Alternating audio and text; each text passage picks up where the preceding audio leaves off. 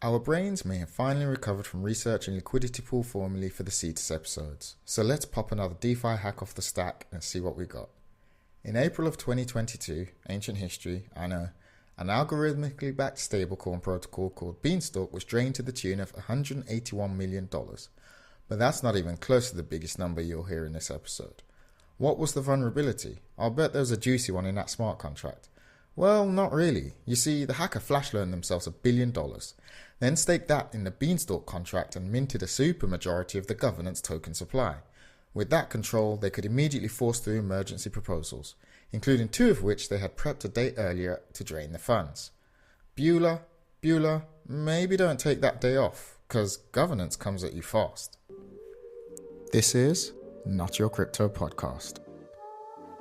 Hello, and welcome back to another episode of Not Your Crypto Podcast. I think this is episode 27 with myself, Justin, and my great co-host, Thank you very much, Michael. Hello. Michael. I'm here too. Name for a second there.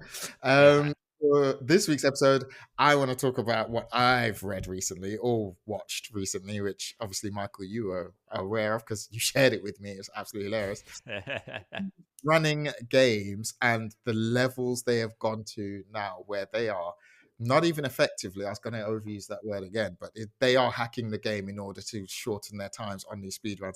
In particular, this one was absolutely hilarious to me. It's hilarious to me for a bunch of reasons, but the main being that the actual ingenuity displayed. These games are getting full on hacked within a sandbox of the game, which is crazy to see. As in, I think they're reading the code, but they're not able to alter it in any way outside of how the game allows you to input controls, etc. So this was Wind Waker. If anyone's wondering, this is a Zelda game that was, I think, was it on the DS, the Nintendo DS? Which Oh, it was was on the GameCube. on the GameCube. It was on the GameCube. Yeah. Oh, is it a GameCube game? Or was, anyway, fine. I thought my mistake. It's on the GameCube. There was a later sequel on the DS. Thank you. Okay. My childhood knowledge here. No. That's Spirit great. Tracks, yeah. Yeah. But Wind Waker was solidly on the GameCube. Okay, so this is a role-playing game. Old, right? Like decades plus old. Yes. Old game. Yeah. GameCube takes me back to when I was in university. So that's how old that is. And that's just dated me. Anyway, moving on. So basically, we're talking about the Wind Waker game. It's a Zelda game on the Nintendo GameCube. And so what's happened here is it's a long RPG. I'm guessing it's X amount of hours in length, probably 10, 15 hours. A regular playthrough of it would definitely be 10, whatever. 10. It's the one, the reason I'm something like that. The reason I'm talking about it like I wouldn't know is because there's 2 Zelda games I have not played through to completion, and this was one of them. So I actually don't know how long this game is, but I do know how Zelda games work. I'm a very big fan of lots of Zelda games, especially Ocarina of Time and Breath of the Wild. You got it. Yeah, so those were a lot of fun. A lot of time has been sunk into both of those out of my life. So people have gone back to this old game and decided they can do basically what's the quickest you can complete this game in. It's basically a time trial, right? That's a fair description. And then they found bugs in the game, and they found bugs that allow them to jump to different points in the game without having to go through the dialogue or play out the storyline as you normally would. They found they can get abilities that they wouldn't have, like flying, speed swimming. I think was one of them, Michael. Did you see that as well? Yeah. Anyway, so Wind Waker apparently had a lot of bugs in it, but they were also very unstable. And if you are a security professional, you'll know what it's like to have an unstable bug that, given it is code, it's supposed to be deterministic, but sometimes the wind blows east and that code just takes a different path, and your vulnerability is no longer exploited, and you're wondering, where's my shell? Where's the shell? So again, this is what's happening in Wind Waker, and they discovered a bunch of bugs. And it took them over a decade to realize how they could actually exploit these bugs so that they could absolutely take shape. I think almost 30 minutes off the speedrun time. Did you see that? Off the existing speedrun time, which was already extremely short because of other bugs and stuff. Yeah. Yeah, I think like speedrunning, speedrunning is something that I think has really grown up alongside like the modern internet, particularly. So like speedrunning, it's been around a long time. And to me, it's like very early to a lot of trends that end up shaping the internet later. Oh, go on. So speedrunning was early to streaming. Like one of the first use cases Yes. for streaming back in the day was speedrunning. It was one of the biggest, consumer producers and consumers of that style platform. Extremely early to like the whole like chat based like Discord ad hoc community kind of stuff on the internet. Yeah, so I think it's like that's interesting. Wind Waker is a game that's been being speed run since it came out, and basically like there's some games that for whatever reason just have this longevity in speed running, and that longevity usually comes from people continually discovering new stuff in the game to take advantage of and to get the times down, right? Because it's like you're trying to minimize the amount of time Yeah, basically. and that makes complete sense. As someone that's into racing games, racing sims, you're always doing the same thing. And then obviously you get really accurate simulations, and then you get Mario Kart, and people Yeah. find shortcuts in Mario Kart, insane shortcuts in Mario Kart that are basically bugs in the game again. And you're basically using these bugs to exploit the Yeah. speed run. So Eventually you get like so good at, you get playing the game really optimized that in order to make improvements, you need to no mhm, longer kind of be like playing the game. You need to be exploiting the game yeah, essentially. So like, the word you'll hear around speedrunning is this thing called sequence breaks, which means that you do something out of the intended ordering sequence of like the, narrative or the hmm typical play of the game. And that gets you benefits, right? You can get stuff early, you can skip major sections, whatever. And so a lot of these glitches, like what you're trying to do is sequence break. hmm Um, and the ultimate goal is that you just warp right to the end of the game. Because, like, the ideal speed run is you turn it on, you do something, and then that something just kind of like warps you right to the closing, end credits of the game or whatever. And then you're like, great, like we did it. hmm We have achieved the like ultimate thing, right?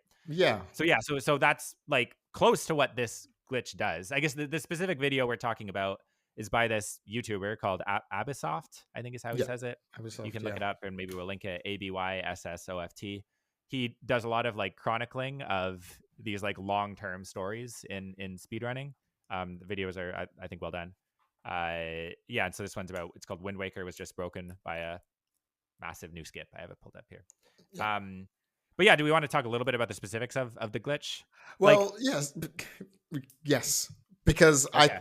What's crazy about some of the bugs that they, in general, is they're effectively security bugs because Yeah, you're like why we're great. talking about this is because these are like direct analogs Yeah. to security things, right? Like this bug is literally code execution. Like Yeah. you get the game to crash. Mm-hmm. That crash is because of a dangling pointer. So Yep. there's this pointer set up. You do this bug, do this glitch, and then suddenly the pointer is no longer pointing to what it's intended to point to. It's pointing to some other memory space. Yep. And okay, that's interesting, right? Um, from a speedrunning perspective, people think, oh, great, we can use this to skip stuff, but it's like a direct analog to security vulnerability, right? Mm-hmm. And so then the video is about how they realized that bug and then work up basically an attack chain Yes. to insert arbitrary code Code. into the place where this memory pointer is pointing to, and by inserting that arbitrary code, skip to the end of the game. And then the best Um, part about this is the rules of speedrunning dictate that the insertion of arbitrary code can only be done with the inputs from a control pad. yeah, so there's different like the ideal is yeah, like not the ideal, like yeah, speedrunning means that you do it as a human, right? Yeah. So like you are playing the game, and like in a way there's some very tight constraints on you because you have to be Mm-hmm. giving legitimate input to the game, but then past that the boundaries are open. So like there's Yeah. this like narrow kind of waste of constraints and then like Yeah. openness boundaries after that. And so yeah, so like there's a few things that are interesting. One, the specific chain is interesting. Mm-hmm. Two, like they need to supply the arbitrary code as inputs into the game. Yeah. And there's extremely clever ways that they do that using the constraints they have, like using like there's this item that lets you take pictures. And so you have the memory, the dangling pointer point to the picture data, and that lets you give input because you can choose what pictures you take, and like the pixel data is input or whatever. Or they use like the position coordinates of the character as Yeah. input. I think they end up using both of those in the final Yes, they chain. did. So, but like you get them to stand in a certain place, and that XYZ data is Yeah. what It's gets your input. executed. Yeah. Which is crazy because, again, in security, you have this concept of living off the land, right? Once you Hmm. compromise a host, you don't upload your own tools. You see what tools are there, and then you further embed yourself into whatever target network system you're trying to target. And it's absolutely amazing to see that they're doing it within these narrow constraints of the game input pad and the variables that the game Yeah. allows you to control. They've Because what you got to reinvented living off the land, but just out of their own interest and joy in doing the thing, as opposed to pure the interest. constraints of Yeah, yeah. exactly. It's actually amazing to see them do this and stick by the code of doing that. And you're like, I guess this is what the old greybeards talk about when they just used to hack for fun. Exactly. This is what I was going to say. Like we've talked a lot. One of the themes we talk about in a bunch of episodes is like, what is a scene, right? What makes something a scene? And one of the things that we've pulled out as we talked is like a scene is something where people get together and do something with no commercial interest, no profit motive, no whatever. They get together, self-organize, and they do the thing for the pure love of the game, right? Love of Thank you. the Yes, well done. I was hoping whatever. you hit that pun. 100%. And And that's mhm, what a community is. And so the reason we ended up talking about this in a lot of episodes is because community, again, lots of terms are overloaded in the blockchain space. Community is one of them, right? They're always like, I want to build a community. And really, you're just trying to farm for airdrops or farm for yeah, attention. yeah, But this is a true scene in the truest definition of the term. yeah, yeah. Community is easy in a sense when there's Hmm. like money falling from a helicopter, Hmm. but in like an enduring way. And I mean, the other interesting thing about this, like, okay, like there's the glitch itself and the kill chain for it, which is very interesting. But what Hmm. I like about the video is how it gets into all of the deep stuff behind that, because those don't appear out of nowhere. No. Like basically there's different participants in the ecosystem who have different specializations, different roles, right? There's like glitch hunters who find the initial issues, the initial like Hmm. weirdness, and then there's people who work it up using different tooling, Hmm. like using ROM hacks and using, they call it tool assisted, whatever, Hmm. to get like a proof of concept. Like that's what we Yep. would call it, to get a How proof of feasible is concept. it? Yep. And then there's people later in the chain who take that proof of concept and then try to make it actually usable under the real world conditions. I think they call it RTS, real time speedrunning. Like Okay. under the real, like they take the tool assisted proof of concept, transform it into something that can be used in the real world. And then there's people who take that and then execute on it and have the full thing. So there's this full chain, and it's literally years long projects Yeah. by people to do this. Like people I work think on these things for over a years decade to they were get to saying in this this particular one. completely arbitrary goal. Yeah. Anyway, I love it. It's really I fantastic. absolutely, oh my God, it tickles the hacker in me, especially then you start looking at, I won't spoil it for too many people, but there's a point where they look at the code anyway, just to see what's going on. And you're like, oh my God, I've seen that bug before. I've seen that Yeah, bug before. yeah, And the fact they're able to get effectively remote, command execution, not remote, sorry. It's command execution on this game yeah. within the constraints of the inputs is absolutely, I had to take my hat. At that point, I was standing giving them ovation in front of my YouTube.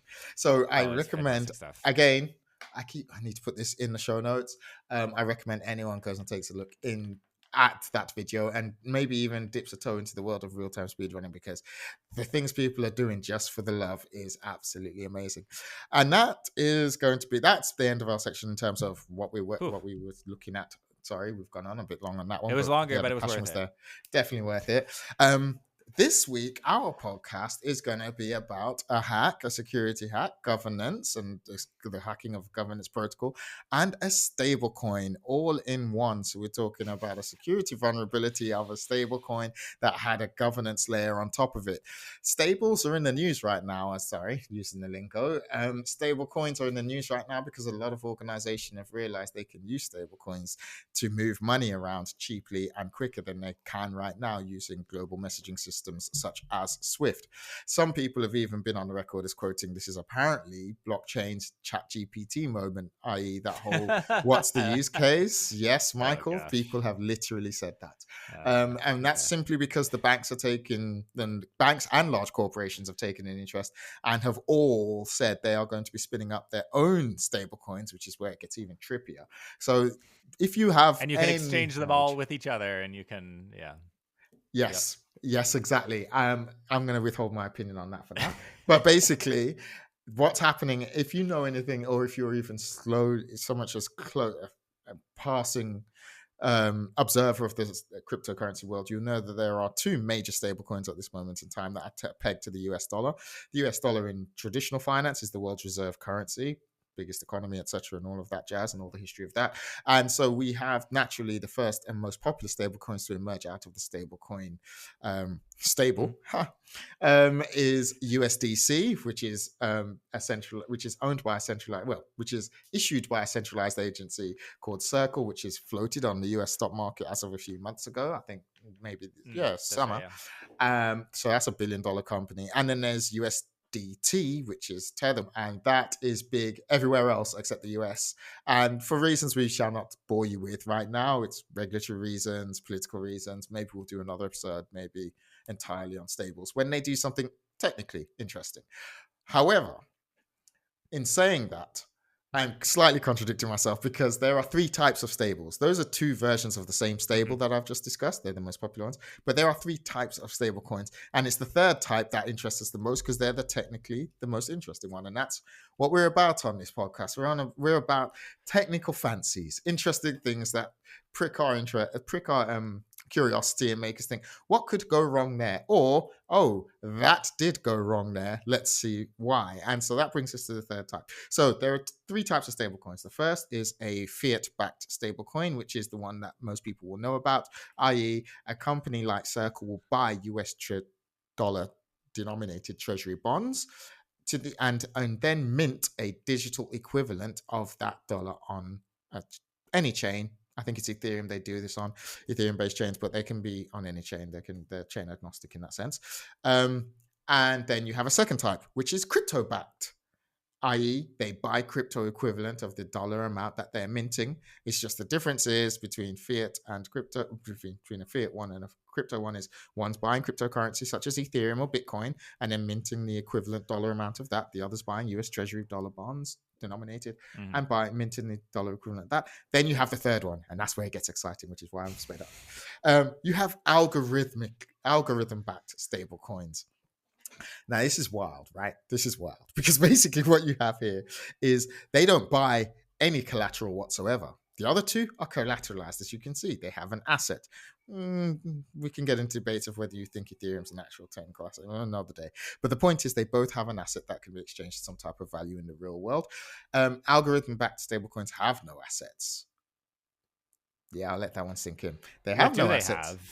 What they have is they have an algorithm. I'm learning too right now. They have an algorithm that controls the supply and demand. So you have this concept of a peg. So you have a $1 of treasury, you have $1 of USDC/T. You have you have X amount of Ethereum, and that should cover the amount of US dollars that you're also issuing. With an algorithm-backed stablecoin, you have debt, you have supply and demand, you have debt and credit. So what they do is they issue a token, and basically that token is pegged to how much of it is in the market. That basically balances the demand. So if X amount is in the market and there's X amount of demand for it, it should reach $1 in value. The moment it goes above that $1 in value, once it hits that, they stop minting. Once it goes above that, this is obviously rough theory. Once it goes above that, they start minting more to push up supply, therefore it drops down in price. The moment it goes below $1, they start buying back and destroying those tokens, and burning. Therefore, they start burning. Yeah, which is a semi-permanent process. So as we've learned. That's a bit of an inside baseball joke. Go back into our back catalogue and you'll know why we say that. And so the moment it goes below $1, they basically start buying back, burning to push up decrease the supply and push up the value of the token. That is a rough outline of algorithmic-backed stablecoins. So that brings us to what we're going to talk about on this episode, which is an algorithmic-backed stablecoin called Beanstalk, which has a bunch of tokens associated with it. I won't go into all the details. The most important ones here are beans, pods, and seeds, but basically we'll just call it bean for... they took this farming metaphor really far.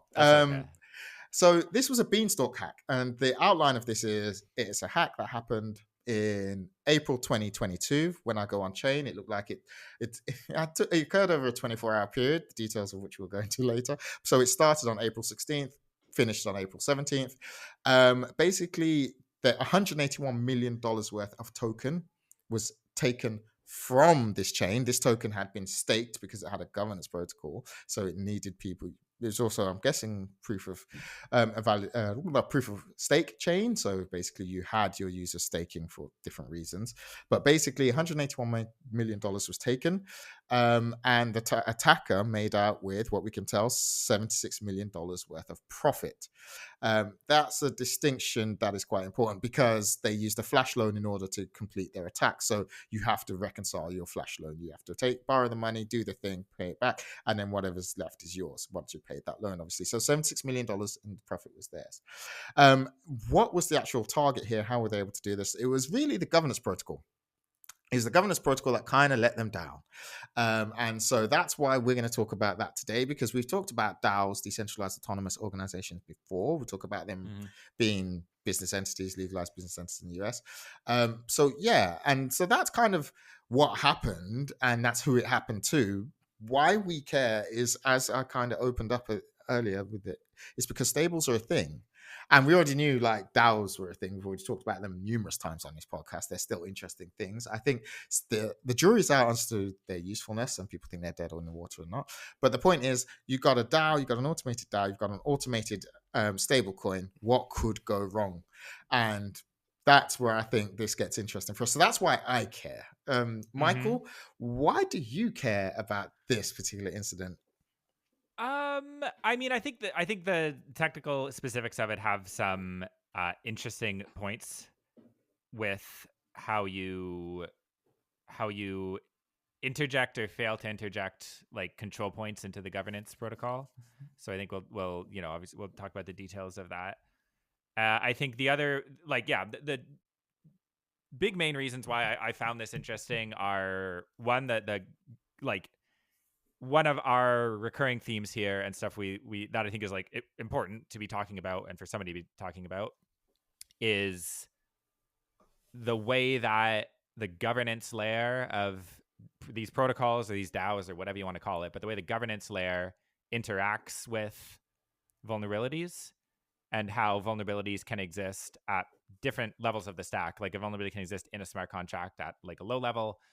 A vulnerability can also exist in like a governance protocol built on top of that, or vulnerabilities can interact between those two layers, and then it gets kind of interesting, right? You're kind of jumping between different parts of the stack. So that's one reason. I think the other reason is, I had another reason, but I've like probably totally forgot it. So that's It's okay. That's fine. That's fine. So I can fill in that gap there as well, because I Sure. have another reason that I didn't articulate as well. Is the one thing I don't, unless you picked up from, Oh, you I may got not it. have it's picked back. up. It's Oh, you back. got it. Okay, Yeah. let me just finish You mine, go and you ahead. can hold on to yours. Yeah, you go ahead.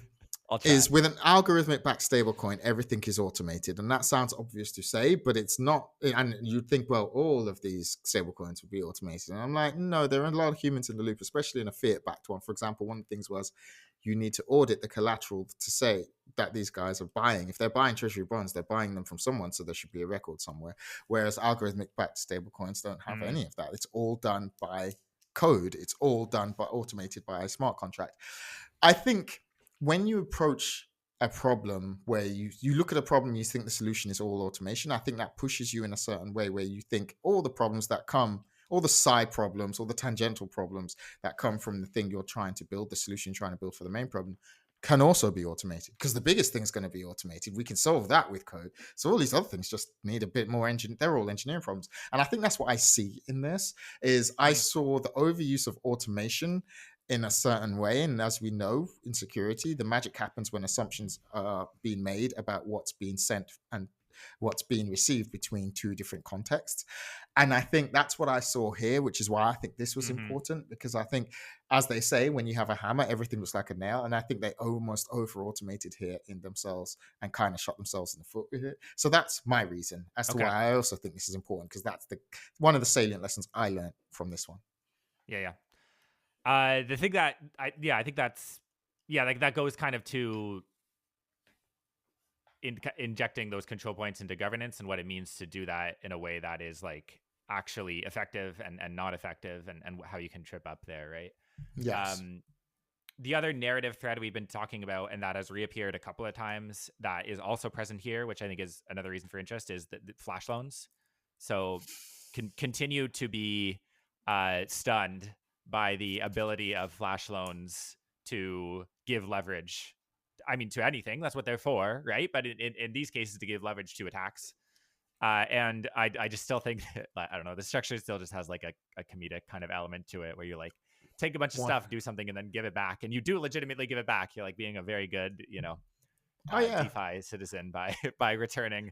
But the scale of the flash loan here is it's exceptionally large. So absolutely that's another thing. crazy. And then yeah, I think the thing about stables, I think at the current moment I'm a little bit less interested in stables than you are, but I didn't know about the algorithm back stuff as much. So that was cool.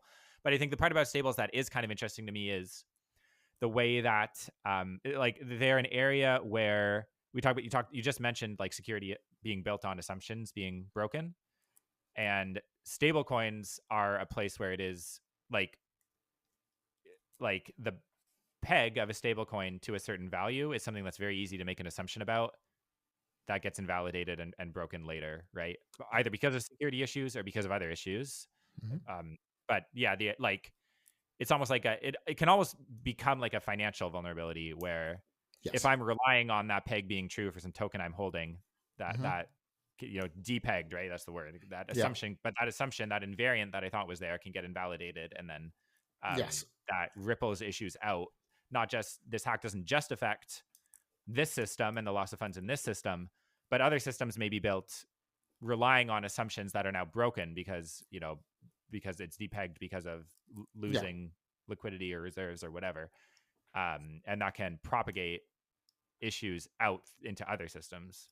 Anyway. 100%. And we have seen that happen in the crypto community a bunch of times. It's happened recently when there was, what they're calling a flash crash at the beginning of October in 2025 as we record this. And then something happened, I think, DAI.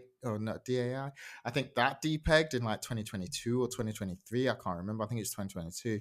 And that had second order effects that were quite detrimental. I think that stable just went under. I can't remember exactly what happened. Ironically enough, it does make an appearance in this kill chain. This obviously happened before that happened.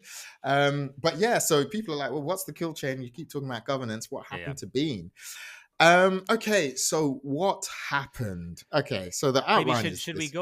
we walk through like what a typical governance Yes. process would look like for this? I think we should. First? Yeah, okay. So different DAOs determine different reasons, but different processes for how they deal with this. But long story short, with a governance chain, you have the concept of submission of proposals where you say, I would like this to happen with this chain. And obviously it's a decentralized community, so no one's in charge. So it goes up for vote. And people in the proof of stake networks, they basically stake, they put their money, their cryptocurrency, their asset, they put their money where their mouth is, and they find a delegate who is representative of their point of view. I.e., I think Michael's face should become the new coin image of our token, and then so people will go to the delegate that's for that or against that, and then you shift your stake to them, and that's how you show your allegiance or your where you're aligned with how you think this should happen. Then what happens is that happens over a amount of time. Obviously, you need what's known as a quorum, i.e. you need a base level or a threshold of amount of people to actually vote in the first place. And then once it's been passed, if it's a PR, it can even be a PR on GitHub. It gets committed to the actual code base and that change is implemented. Normally, at every stage, there are people in those loops. There are people who assess the quality of the proposal. So before it even goes before the community, you have discords typically associated with these communities, which is where they're meeting spaces. So these will have already been discussed further and further, time and more. And then it gets to a proposal. Then someone says this is a decent enough proposal. Also, a group of people say this is a decent proposal. Then it goes to a voting stage, which takes place over a series of days. And then from there, someone, or normally a multi-sig wallet, I imagine, I'm just kind of thinking this through now, then says, okay, we are going to sign off on this commit. Does that sound about right to you, Michael, from what we've seen when we've researched these cases? Yeah, like it's pretty variable, right? And I think there's also a spectrum of how decentralized this process is truly, from protocol to protocol. And I think there are ones that are like fully decentralized, where that whole process is, governed. Like, not only is it decentralized governance, but the governance is also through smart contracts, and those Yep.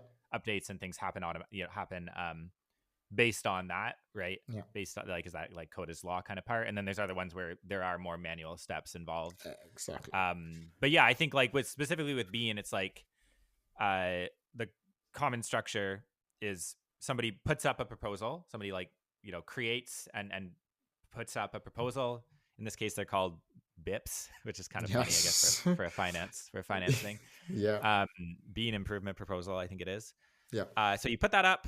Then there's a voting window, which is also Mhm. common. Like we've talked about this in other cases too, right? In this case, it's a 72-hour voting window, I think, where the community So I want to interject votes on here. the proposal. This process that we're recounting is at the time. They have since changed the Okay. process in reaction to this hack. So yeah, carry on. Right. So then, there's a 72-hour voting period where that part you talked about, which is like I go and I stake, I use my staked tokens to vote, and it's like one token, one vote thing typically, or maybe I stake them with a delegate and the delegate votes, and it can be either way. Then if it passes, which can just be a simple majority, or there can be other constraints on it, but if it passes, then in this case they had. Which you don't always see, I think, but in this case they had a waiting period after that. So then there was a proposal passes, then there's a 24-hour waiting period, and then after that 24-hour waiting period, the proposal gets executed. Yeah, and I think in this case, this is like a more decentralized thing where it's like the actual like the smart contract that was the proposal gets called and executed, and it does the proposal. Yeah. So why is there that waiting period? Like if you look at that structure, you're like, the vote passed. Like why is there this waiting period? So that might be something to touch on. Yeah, right? definitely. So it's interesting because I think this was the first bit of this was a security validation check, effectively, to be like, okay, has the smart contract implemented the thing that we want securely? So people, I imagine at some point they imagined there would be oversight into what was about to be committed into their repo, because at the time it turned out that smart contract could be hosted anywhere, and you just basically call that address and then it just gets committed via the main smart contract that owns or runs the Beanstalk chain. So that is a bit wild that it was an automated process, but you had, in order to mitigate the risk of just basically someone adding any code, it would have this 24-hour window where people were supposed to look at it, be like, this is okay, yes, it can go through. This is interesting because it looks like during this instance of this attack, nobody did. So Michael's just kind of outlined exactly what the That's normal how things are supposed process to go. That's how things are supposed to go. I'm now going to outline how things did go. So we had an attacker who realized that they could they wanted to steal the money. That's the first thing. They were like, how do I steal this money? And they looked at the money being what? The money being the tokens that are staked into the governance protocol. Into the governance protocol, which was a specific smart contract called a silo. So as you can see, the farming analogy continues. And so the silo has access and controls all of this money. Think you put beans in a silo. Do you? Maybe you do. No, you put stalks and there's pod seeds. Yeah, maybe you do put beans. Grain, right? I don't know. Yeah. So yes, so basically what the attacker realized is that there was actually a couple of things going on here. Number one, they realized that they could actually see the total value of money staked within the silo, and therefore how much, based on percentages, how much they would need to get a 2/3 majority vote if they owned or had control of that amount of staked token. So that's number one.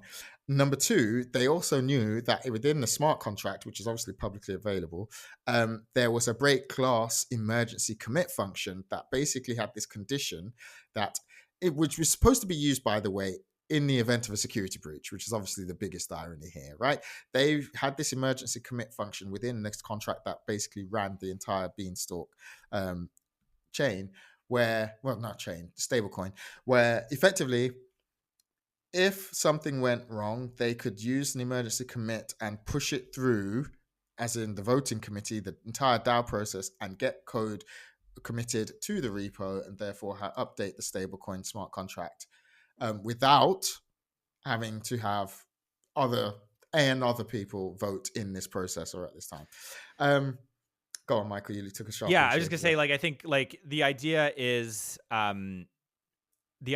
like the normal process has this waiting, a couple of waiting Yes. periods built into it, but particularly it has the 72-hour voting period, which is long. Like that's 3 days, right? That's a Yeah. long time. So if there's an emergency going on and you need to respond to something quickly, like we saw, for example, when we talked about like Cetus and SUI governance and that, right? Like wanted to respond to something quickly to freeze stuff. The idea is we want a way to not wait that full 72 hours. So, Yep. okay, we're going to have this emergency commit thing where you can mark your proposal as an emergency commit. And then instead of waiting the full 72 hours, it's going to get executed like right away with a little bit of dancing that we can talk about the 24-hour cool off thing. But the requirement is then it's not a simple majority vote. In order to execute that, you need actually 2/3. So the bar is higher. You need 2/3 of the state. And so yeah. then you should be thinking, the eagle-eyed amongst you who are listening, following this, you'll be like, okay, so I just need to buy 2/3 of the vote in order to push code and undermine the entire voting process. And you'd be correct. And that's what happened here. So the kill chain in this instance was this. The attacker proposes 2 proposals. It's kind of hard to find on the chain right now because basically one of them has been mislabeled as the other. But long story short, these proposals did the same thing. Transfer money to my wallet. One was going to a wallet of their choosing. The other one was going to a charity that represented Ukraine, which I think is a bit of shade and fraud because it wasn't a lot of money. And I think they're kind of trying to make it look like basically throw people off the attribution trail. That's just my personal theory. But anyway, so one was to a charity that represented the Ukraine. The other was to, some type, and the other was to their personal wallet. Obviously, the lion's share of the funds went to their personal wallet. They made the proposal. They marked it as an emergency, so that way it wouldn't have to go through the 72-hour waiting period, but instead it only has to go through the 24-hour waiting period, which is the cool off, which is the inspection period, because it's basically almost as though it's already been approved. Now we're just waiting for people to find out that approval is correct and isn't going to crash everything. So they submitted the 2 proposals, waited 24 hours, and then when the 24-hour period was up, they then took a giant flash loan, bought 2/3, more than 2/3, converted that flash loan to a bunch of different currencies because they needed to be able to buy the Bean voting currency anyway. And then once they got enough, they then bought 2/3 of the majority of the voting stake and then pushed through their proposals and then repaid their loan and made off with the profit. And that was all she wrote, as they say. So that's kind of the kill chain. 2 proposals. Relatively simple. It's a relatively simple one. I think like the interesting bits. Okay. So the interesting bits are, I don't think it's exactly the case that they bought. Like it's not like, okay, you need to get 2/3 of a token, right? That's really hard if you're like buying tokens on the open market. Oh yes, no, that's not 2/3 of them are not for sale. Yeah, but that's not quite what happened. Like what happened was, I think, to my understanding, and you can correct, obviously, or people out there can fact check if they like. They took out the flash loan. Flash loan, by the way, I believe. Can you double check this number, or do you have it in your head? $1 billion. No, that's correct. $1 billion. Yes, okay. 100%. Massive. Again, want to highlight how wild a concept flash loans are. And I don't mean that in a bad way or a good way. I don't know. Obviously, they have uses and all that. But like, there's a wild amount of value to be marshalling for free with no collateral, except for the trust of the chain that you will return it, which is technically enforced. Again, we had that interesting discussion a few episodes ago. Okay, $1 billion flash loan. They convert it through a bunch of DeFi products. Basically, I don't know exactly why, and I couldn't explain to you exactly why. They put a lot of it through Curve. But basically, it's to optimize. At the end of the day, what they want to do is then, I believe, stake most of that or all of that into the contract, and then that mints them back the governance token. Correct. So it's not that they're like out there on the, like if you're thinking of other tokens you're familiar with. No, I'm not sure you said it wrong. I just kind of want to highlight like the minting part, because that's interesting too, right? Because like when you say tokens, a lot of times you think of coins that are out there on the open market and you're buying them. that way. But in this case, the attacker uses the flash loan, deposits tokens into the staking contract, Yep. and that mints them over 2/3 of That's the amount correct. That's because exactly there's how only it so much works. deposited there. Yep. So they don't really have to deal with liquidity in that sense. They No. basically they basically use the flash loan to get access to liquidity from these extremely deep pools in like Uniswap and AAV and whatever. Yep. I think it might have even been multiple flash loans that they There were combined there to do were this. 3 or I think there 4. were multiple ones Yeah. to get the amount of liquidity that they Yeah. wanted.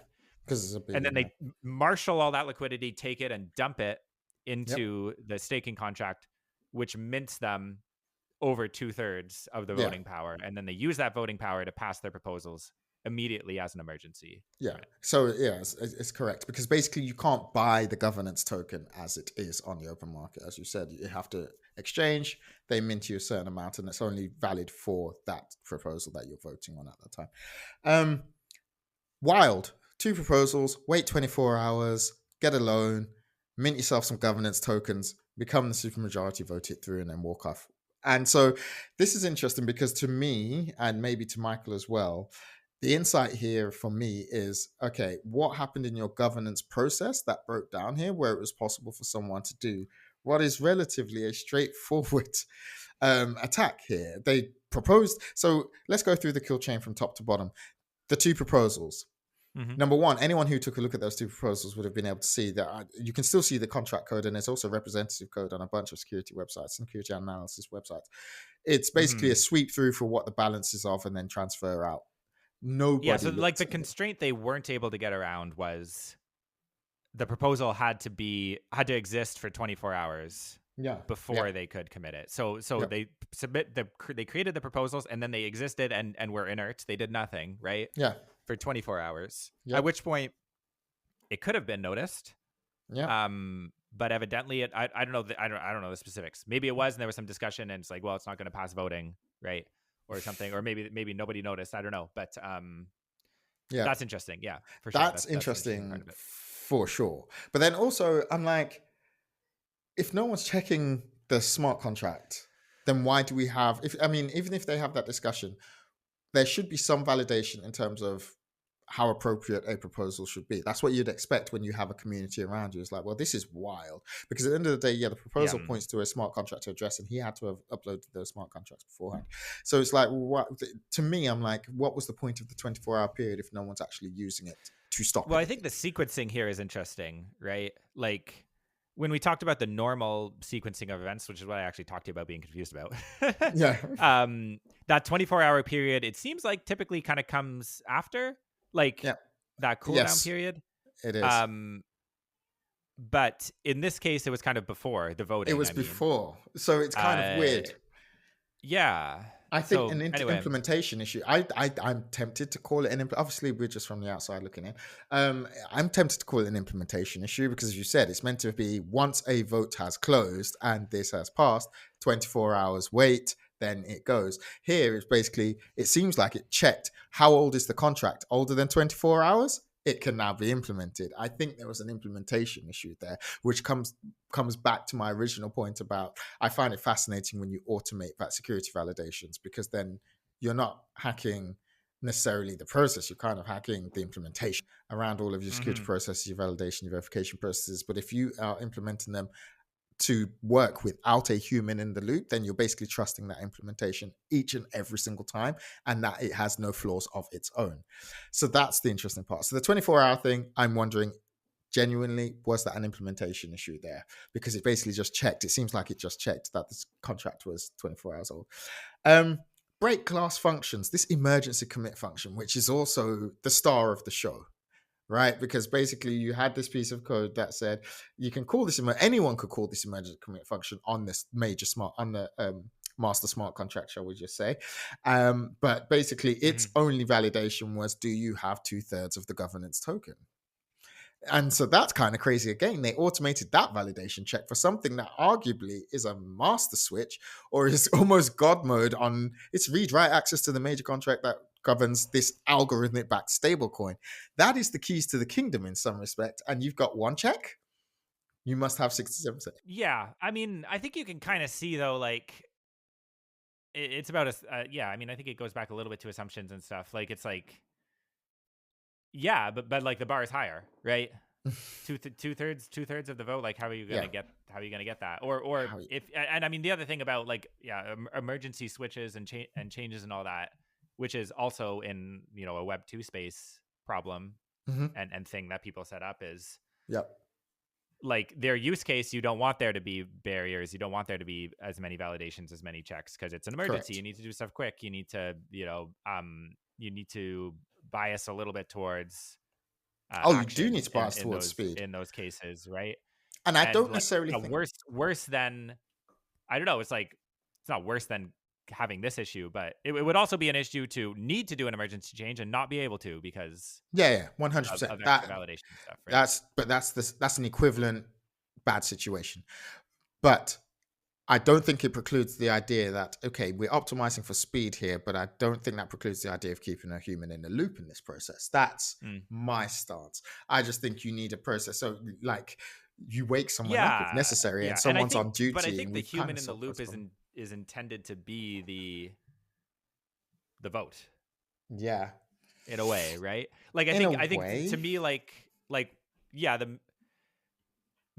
one of the main things is it seems like it was unexpected, or maybe it was unexpected that a single actor could marshal that much liquidity to apply to the governance. And that's where I think this is why, I mean, I know it's out of favor right now, but I think product security thinking wins here, because what they've done is you've designed a security model that works, that makes sense completely and solely in the context of the way they're operating.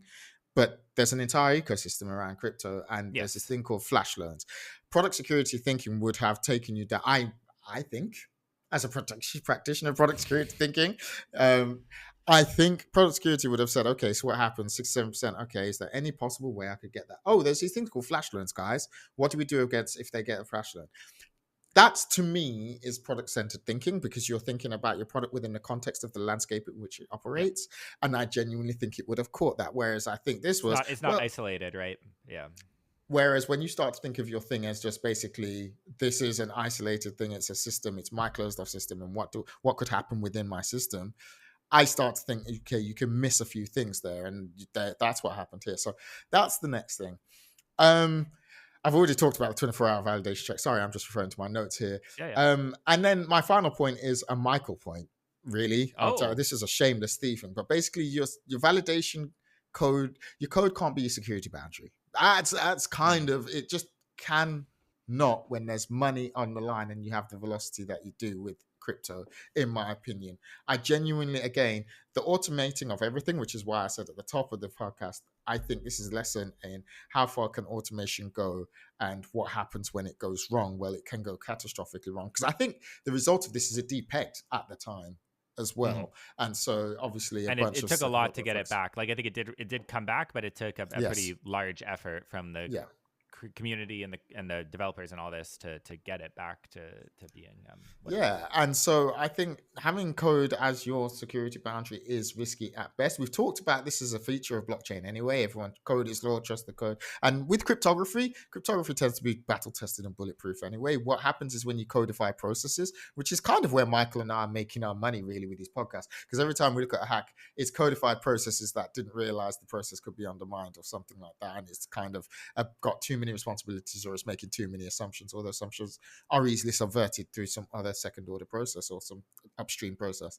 And I think that's kind of what you're seeing here. And again, I think product-centered thinking in this instance could have caught some of these. I'm not saying if they had a product-centered security approach that they definitely couldn't have been hacked. What I'm just saying is I think it would have had a higher likelihood of catching some of these. This particular I think governance it's what do you learn from this as somebody who is maybe working in the space, developing the space, whatever, right? Like I think one of the main points is like your thing does not exist as just your thing, and your boundary is not just the code that's in your smart contract and in the libraries you're using and whatever.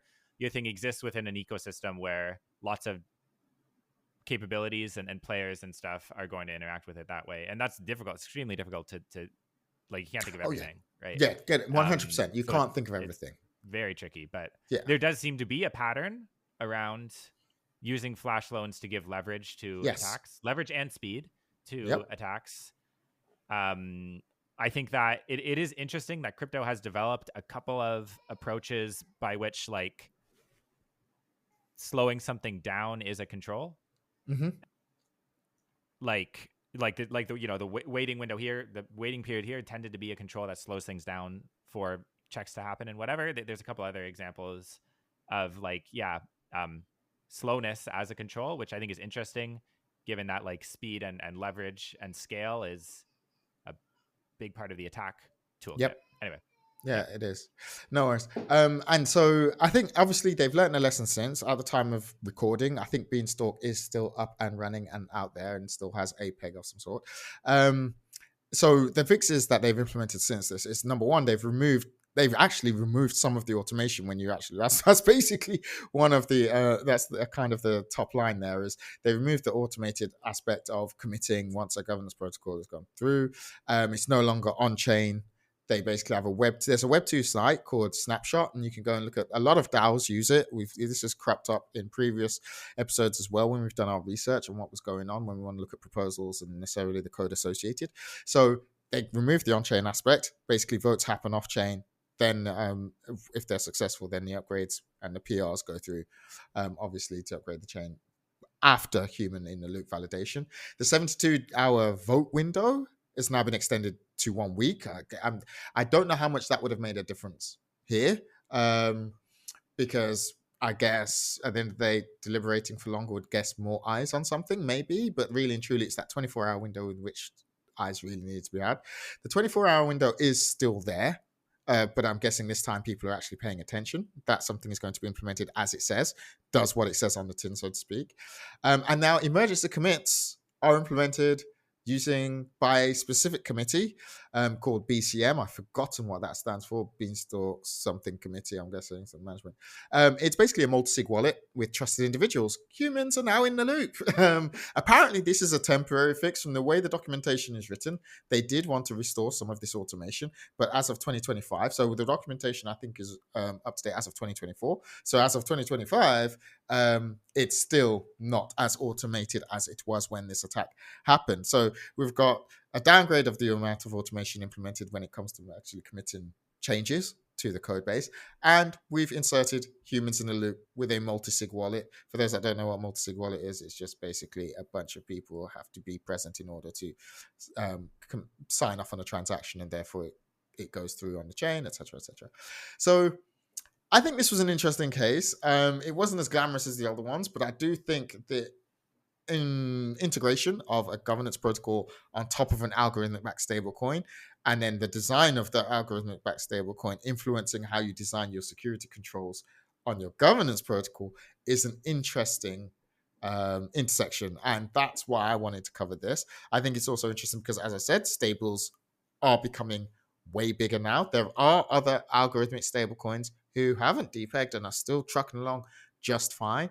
Again, maybe we'll do another episode on how algorithmic stablecoins work when they do something technically interesting. Unfortunately, in this instance, the technical interesting thing was done to this stablecoin in some way, where they kind of did it to themselves and someone took advantage. That's kind of what's happened. But I don't have any further thoughts. Michael, is there anything else you want to close out the episode with? No, I don't think so. I think that's good. All right. I want to say thank you for listening, and hopefully you'll join us next time.